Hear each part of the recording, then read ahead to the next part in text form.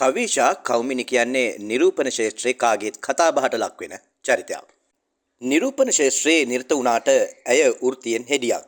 දැනටමත් පෞද්ගලික රෝහලක හෙදියක් විදිහට කවි සේවය කරනවා.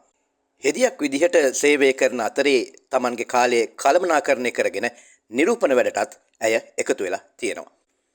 පාසල් අධ්‍යාපනයේ නිමා කරලා ඉන්නකොට ඇය Facebook එකෙන් දැකලා තියෙනවා නිරූපණයට සම්බන්ධ වෙන අලුත් අය වෙනුවෙන් නිරූපණ පාඨමාලාවක් ආරම්භ කරනවා කියලා.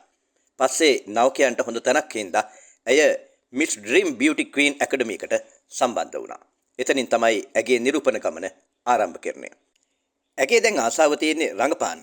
නිරූපණ ශාස්ත්‍රයට ඇය ආවෙත් රංගනයට යොමු වෙන්න තියෙන කැමැත්ත හින්දා කියලා තමයි කියන්නේ. ඇය කියනවා ආසාවෙන් ඉන්නවා කියලා චිත්‍රපටයක හරි ටෙලි නාට්‍යයක හරි චරිතයකට සම්බන්ධ වෙන්න. හැබැයි ඊට ගැළපෙන හොඳ චරිතකුත් හම්බෙන්න ඕනේ කියලා තමයි ඇය කියන්නේ. නවකින්ට අද ඕනි තරම් ওই වගේ අවස්ථා හම්බ වෙනවා. ඒ ක්ෂේත්‍රයේ රැඳීමක් නැහැ. මට ඕනේ හොඳ නිර්මාණ හරහා රංගන ක්ෂේත්‍රය තුල ඉන්න. දැනටමත් මම ගීතවල රූප රචනා වලට එහෙම රංගනෙන් දායක වෙලා තියෙනවා. එහෙම කියන ඇය අඩු වයසින් නිරූපණ ක්ෂේත්‍රයට පැමිණීම ගැළපෙනවද කියලා අහුවාම කියන්නේ ගෙදර කට්ටිය මුලින්ම මේකට විරුද්ධ වුණා කියලා ඉවරලා.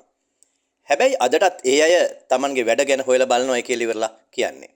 මේ ශාස්ත්‍රයේ වැරදි වැඩ වෙනවයි කියලා ඉවරලා සමාජයේ මතයක් තියෙනවලු.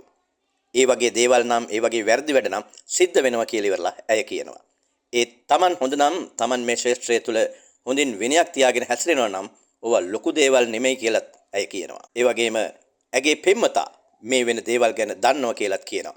මම එහෙම වැරදි දේවල් වලට යොමු වෙන්නේ නැහැ කියලාත් පෙම්වතා දන්නවා කියලා තමයි ඇය කියන්නේ. රැකියාවක් විදිහට ඇය ගොඩක්ම කැමති හෙද වෘත්තියට.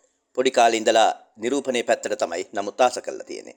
රැකියාවක් විදිහට නම් හෙද වෘත්තිය තමයි හොඳ. පොඩි කාලේ ඉඳලා නම් නිරූපණයේ පැත්තට තමයි මම ආස කළේ. ඒත් දැන් ගොඩක් කැමති රංගපාන්න. චිත්‍රපටයක හරි ටෙලි නාට්‍යයක හරි සම්බන්ධ වෙන්න ආසාවෙන් ඉන්නවා. මම හිතනවා ඊට ඉක්මනින්ම මාව ඒ වගේ කලා නිර්මාණයක් කරහා මිනිස්සුන්ට දකින්න පුළුවන් වේවි කියලා ඉවරලා. කවිෂා කෞමිනි Tamanගේ ජීවිතය ගැන Tamanගේ අනාගතය ගැන ඒ විදිහට තමයි පවසන්නේ.